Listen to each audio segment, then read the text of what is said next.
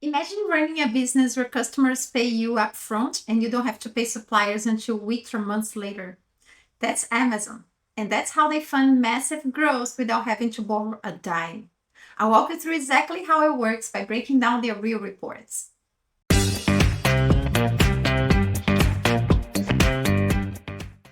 So imagine this. I buy products to sell, but I don't pay suppliers right away. We agree on payment terms, so I get, say, 30 days to settle the bill. That's what we call days of payables outstanding, or DPO. While I hold on to that inventory, it sits in my warehouse waiting to be sold. That could take another 20 or 30 days. That's the days of inventory outstanding, DIO. Then I finally make a sale. I might not get paid instantly because I'm selling to customers that also take some time to pay. That's called days of sales outstanding, DSO. From start to finish, there's a gap, a window where cash has gone out but hasn't come back in yet. That time lag is what we call cash conversion cycle. The formula is simple.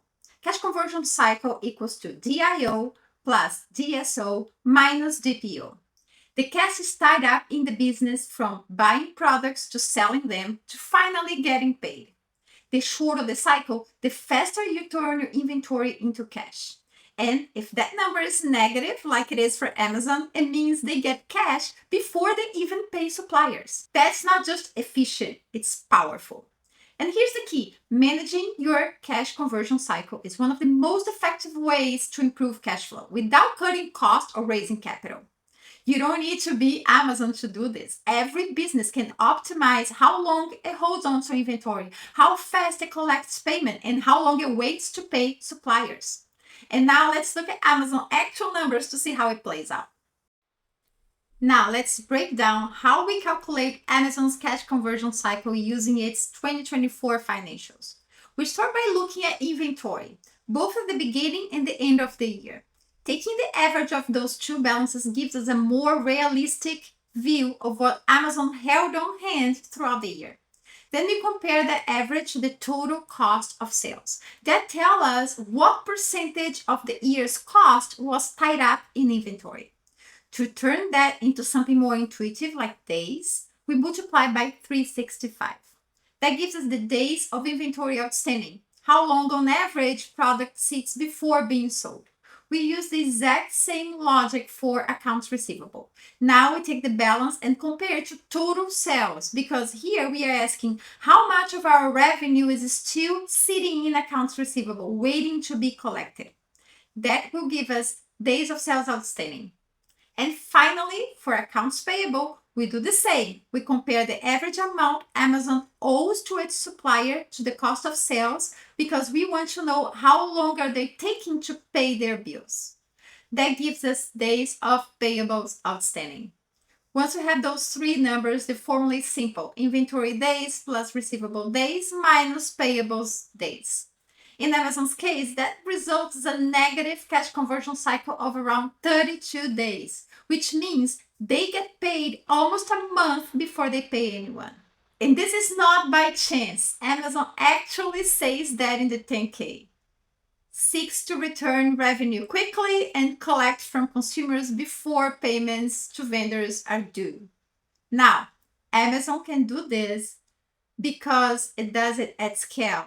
It has leverage.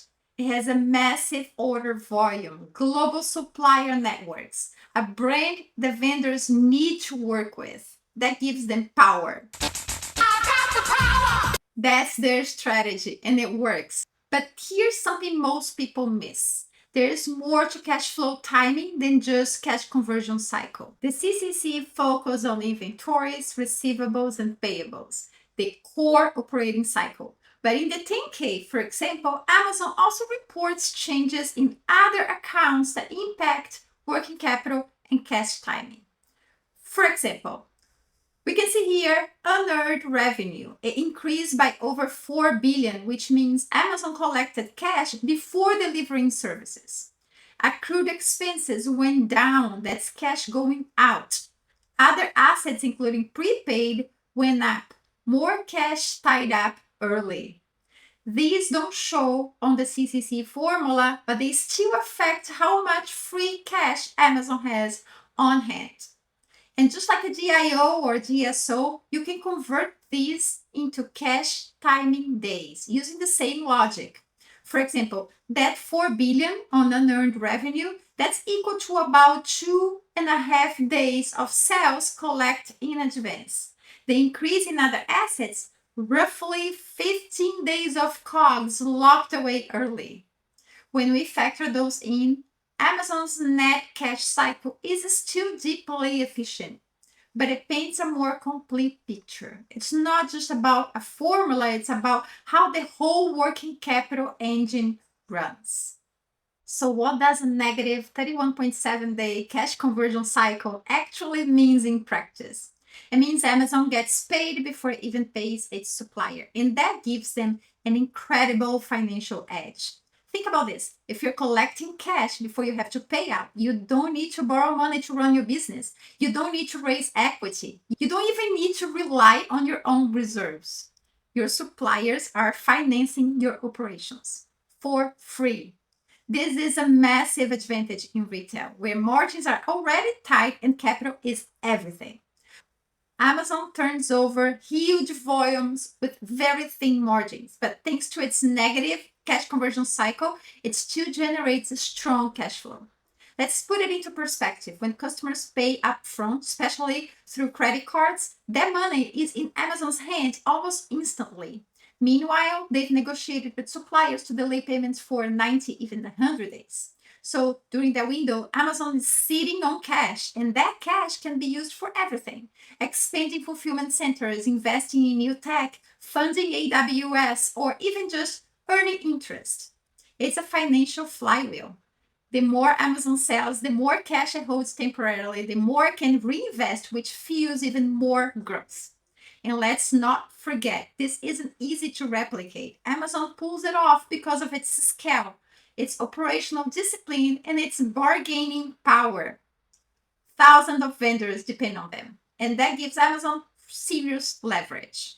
So when you see a cash conversion cycle of minus 32 days, don't just see a number, see the strategy, the system. That's what keeps Amazon liquid, agile, and always in control. So, what have we seen? Amazon isn't just selling products, it's running a highly optimized cash engine with a cash conversion cycle of negative 31.7 days. The company gets to use customer money before it spends a cent on suppliers. This gives them flexibility, liquidity, and a real strategic edge, especially in a business model that runs on scale and tight margins. The takeaway here is not just about Amazon, it's about understanding how business can structure operations in a way that finances growth from within. And this is the kind of thinking we are going to explore in Tactic Lab. If you enjoyed this breakdown, you're going to love what we're building. At Tactic Lab, we don't just analyze companies like Amazon, we actually model them using real financial reports, just like we did here. You learn how to break down the numbers, interpret them, and turn the insights into action. Whether you're working in finance, in consulting, in tech, or building your own business. And yes, we also use some AI tools to go faster and deeper, because financial modeling shouldn't be a black box. It should be hands-on, practical, and smart. So if you want to level up your financial thinking, check out Tactic Lab. I'll leave the link in the description below. Thanks for watching, and I'll see you in the next one.